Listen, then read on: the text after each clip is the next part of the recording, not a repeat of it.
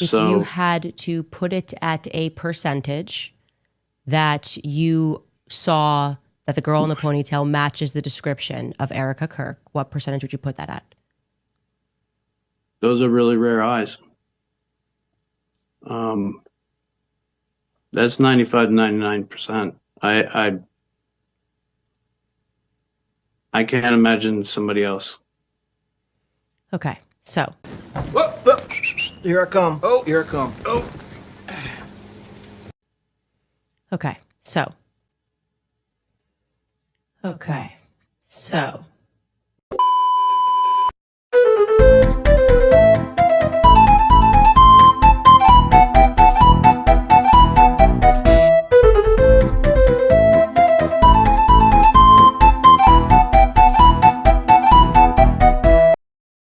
Stop.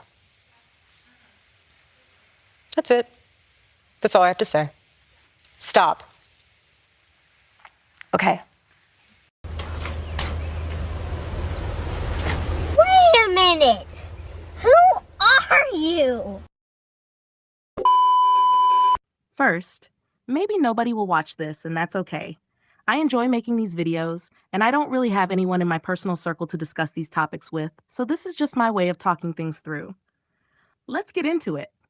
So unless you live under a rock or on a different planet, you'll know that in one of the most recent episodes of Candace Owens' channel, she dropped a hot, scorching bomb that has everyone in the political and religious community talking. You know, she is investigating the assassination of her very good friend, Charlie Kirk, and for many reasons that has caused major debate, confusion, outrage, and even attacks against Candace and her family, which have intensified since she started her investigation on this case, because my understanding is that she's been on a watch list for a while because of her investigation into the First Lady of France.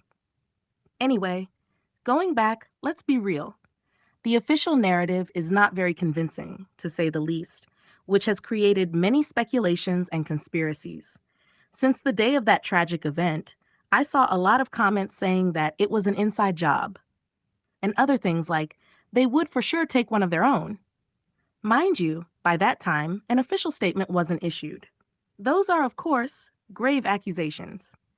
Why do some people feel so comfortable drawing those conclusions so fast? Well, I don't know. Do you know? Wait. Maybe it is because of how sloppy the official narrative is? Or is it that people are finally waking up? Anyway, the most recent updates from Candace have literally caused what I'm pretty sure she expected. She even said it and warned him to prepare for the backlash. So, Mitch, or why don't we stop calling him Mitch No? Why don't we tell you who he really is, right? Which is Harry Lawrence Myers. That's his real name. And do you guys remember the whole, I'm on the run from the cartels in the 1990s and I had to change my name to escape the cartels? That's not why he changed his name. He changed his name in 2010 when he remarried his wife, Lene Snow. He took his wife's last name in 2010 to try to get away from all of his history of abuse and domestic violence, to try to make it harder for people to look him up. That's the real story about the name change. This is 1% of what we're going to get into Friday. So, I would hope, please, Candace, we like you, we're fans of you, do the right thing. Because when the world finds out who you just raised $130,000 for, they will be horrified, okay? So this is a supposed incident report that goes along with Mitch Knows supposedly going to the JTF Southern Border skiff. As we noticed right out the gate, this report by the police was done at 11:17 a.m. As you remember, Mitch's story is that he went to the building at 7:45 in the morning. That's about 4 hours later. We'll come back to that. It's going to be important. But as you can see here, it says, the Fort Huachuca Military Police Station was notified by Daniel Head, CW2, Chief Warrant Officer 2, of a suspicious individual at the Southwest Border Mission Headquarters, building, this is important, 70525, okay? As Navarro, blah, blah, blah, all of these people in what were dispatched, okay? Upon arrival, this is the police, keep in mind, these are the police officers and military police that were dispatched to come to the JTF, supposedly. Upon arrival, patrol spoke with CW2, that's Chief Warrant Officer 2, Daniel Head, who stated that the individual entered the building with a backpack making concerning comments. I told you guys this is exactly what I thought happened. Supposedly, a random guy, Mitch Snow, as a civilian, walks into a JTF or any military unit and is immediately apprehended and brought back outside because you can't just walk into a military skiff. You will be immediately grabbed. And that's what happened, supposedly. However, as we see here, the bag was taken away and placed outside on the north side of the building and the police station called to report the incident. Sergeant McClaslin requested canine to sniff the bag, yada, yada, yada. Here we go. Here's where we start with the sloppiness. A gray in color Chevy Equinox plate, number 9, Min 66, California. What's the problem with this? And this is when I'm talking about sloppy and fact checking. This isn't a real license plate. Come down to California license plate. California license plate, go 1 number, 3 letters, 3 numbers. This is not a real license plate. This is a made-up license plate. It doesn't even match an actual California license plate. Basic shit, guys. Basic shit when you're doing journalism. Okay, as we move forward, for the odor of explosives, Navarro and Jensen made contact with the individual identified as, here's the next big one, Mr. Michael Snow, civilian retired. Well, his name's not Michael Snow, it's Mitch Snow on his IDs. Now, all of a sudden, we got a little whoopsie, maybe some AI slop, also civilian retired. Now, what did we find through pulling his records from U.S. Army Human Resource Command? He's not retired, as I have the bottom of his DD-214 right here. Discharged. He did 7.5 years in the military. He's not retired. And they're saying they pulled that from a Washington driver's license. First of all, your Washington driver's license doesn't say civilian retired. That would be on your military retiree cat card, which he does not have because he wasn't retired. So you got the wrong name. You got civilian retired, which he's not. And then when we come to the Washington driver's license, here's another fuck up. That's not a Washington driver's license number. I'll show you. Washington driver's licenses start WDL into the numbers. Whoopsie. Then you have just more spelling errors, grammar errors. Mr. Stowe said that he used to work in the Joint Task Force. Here we come here. Here's the building number. What was this one? What was the skiff? 70525. Oh, well, now it's 75025. More whoopsies. Come back down here to the bottom again. Now the building number's back to the building number. So this is my point with this, guys. Before I even get into this time, this looks made up. This looks fabricated to me. One, I don't know how Candace would have avoided this fast. But you could say this is a bunch of typos. It's not going to matter because we're going to show you that this still debunks his entire story when we get into the time here. This is slop. It's straight slop. Now let's get into how she exonerated Brian Harpole. As you see here, 11:17 a.m. Fort Huachuca time. This is when the police would have been called to come and talk to Mitch, as he said in his interviews with Candace. He walked in, he talked to the front desk, the captain's escorted him outside, the police showed up, and they interrogated him for 7 hours. That call was made at 11:17 a.m. What's the big problem with that? Well, we know Brian Harpole, who's provided this to Candace, she's verified, she's claimed the timeline didn't match up. Here's Brian Harpole's itinerary. Right here, Brian Harpole, and I'm going to show you how we forgot about some time zone changes. Time it takes to fly to Dallas-Fort Worth from Fort Huachuca. Brian Harpole was on a flight at 1:42 p.m. Candace is not saying this is not true. She's just saying that he would have had time to make this flight. Well, now we know, based off of when this happened, because again, he would have seen Brian Harpole right after he walked in at around 11:15. Well, time zones. 11:17 Fort Huachuca time would have been 12:17 Dallas-Fort Worth time. You got to do the time zone change. What do we also know? The flight from Fort Huachuca to Dallas-Fort Worth takes 2.5 hours. So if we look at this time here, 11:17 for an hour for time zone change, 12:17, we add 2.5 hours to that. That's what? 2:45 p.m. when he could have possibly, if the fastest Brian Harpole could have possibly got out of that meeting, got on a plane, and landed in Dallas-Fort Worth, would have been, what, 2:17 p.m.? Well, what's the problem? He would have been on a flight for 30 minutes. That's it. Story's over. Without everything about Mitch Snow, there is no more story. So guys, you guys can say, oh, the document, like the itinerary's fake and all this, whatever. Do what you want. You don't have to believe me. But this is sloppy. It's sloppy. All of it's sloppy. I'm waiting, though, to see if she will address the errors being highlighted in the information she shared and the allegations against Mitch in more detail, or if she just will keep her focus on whether anyone can debunk what he said. We're waiting. One thing that seems to get overlooked is that Candace mentioned Mitch's email was just one out of more than 50,000 emails in her inbox. It does seem remarkable that his email happened to be the one she opened. She receives thousands of tips from people, some well-intentioned, some for sure not, with a wide range of backgrounds and credibility. She even said she hesitated before publishing this interview. If Mitch was lucky enough for his email to be the chosen one, and as if that wasn't enough luck to witness these events, he claimed he saw, I don't know what to tell you. Unless Mitch is doing exactly what he was told to do, and just patiently waited for Candace to notice his email among the thousands she goes through, as if he were 100% certain she would read it no matter what, or someone on her team is infiltrated. Or it is just maybe she already knows all or most of the allegations against Mitch and took the risk, because she said she doesn't need information about Mitch's past or controversies. She needs information that can confirm or deny his claims. So, or she is really looking for the truth no matter what, or she's in it. God, please, no! No! No! No! Now, I don't think Candace is lying. Sure, I understand many people are skeptical. As a matter of fact, it's a good thing people aren't just blindly believing everything anyone says. But some people immediately refute what she says simply because they don't like her. Even when what she says makes sense or turns out to be true, people are still going to come for her. People keep forgetting that Candace hasn't claimed she's all-knowing. She's asking for help from people who, like her, genuinely want the truth, and only the truth. She has repeatedly come forward and admitted when she makes mistakes. And of course, she will make mistakes along the way until the end of her investigation, hopefully uncovering the truth. Of course, she will make mistakes, because it seems like there is a group of people who really want her to give up. They need her to fail. The hostility toward Candace from people who claim they care about her and want to help is unnecessary.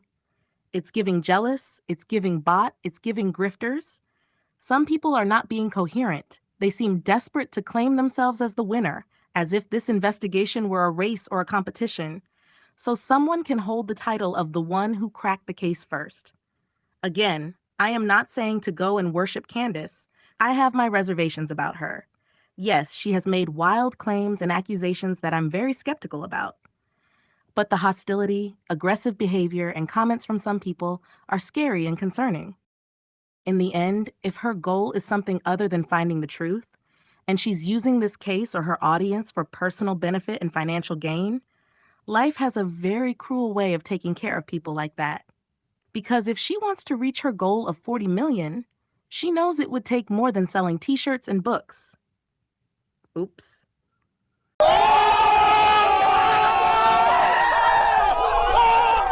Stop. Anyway, it's also clear that there are people who strongly want this investigation to fail. If Mitch is lying, that outcome would be very convenient for those people, since it could be used to discredit Candace and dismiss the entire investigation. On the other hand, if Mitch knowingly lied, he would be putting himself and his family at risk. And if he's telling the truth, that risk could extend to Candace and her family as well. Some commenters suggest that Mitch could be misleading Candace and the audience intentionally. If that's the case, the obvious question is, why?